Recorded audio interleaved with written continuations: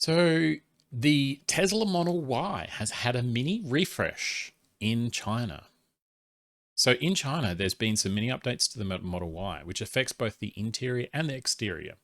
So the update includes also a change in the range and the acceleration. So there's some improvements to acceleration for very specific versions.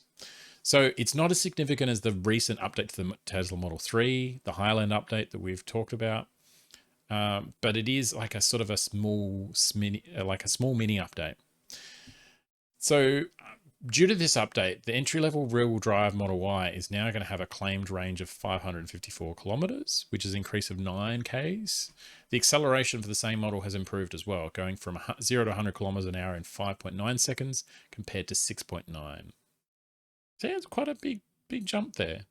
Model Y long range now has a range of 688, which is an increase of 28 kilometers, and also with the same 0 to 100 kilometer sprint time of 5 seconds.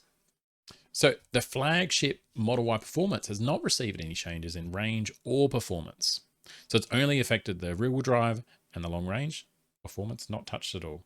The exterior changes include the 19-inch Gemini wheels. They're now finished in black, which personally, I really don't like the silver tritone, dual tone, whatever weirdness they've going with the Gemini wheels. So having them all in black, I'm a huge fan of that. I got aftermarket covers just to make it look better. There's also some other updated features as well. So the Model Y in China has the RGB interior ambient lighting. So this is part of the Highland refresh. Now it's in the Model Y, but not all the other things. And we're also seeing that hardware 4 was not included, and it's still retaining the hardware 3 self-driving computer. So Tesla Australia hasn't really been provided with any details yet on this, whether these updates will be available in Australia, but the Tesla Model Ys that are for Australia are built in Shanghai. So there's a high possibility that these updates will reach the Australian market. So what's my take? Yeah, it's only a small update. I do feel like there's eventually going to be a Highland-like update for the Model Y with a nice changed front and the rear screen, etc. But I think they're going to be wanting to bring out and sell a lot of those Highland models out first of the Model 3 before they end up changing everything for the Model Y as well.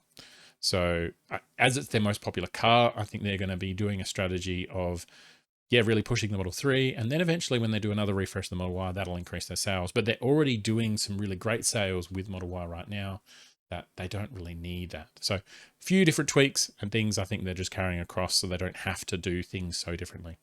Makes sense. What do you think about this?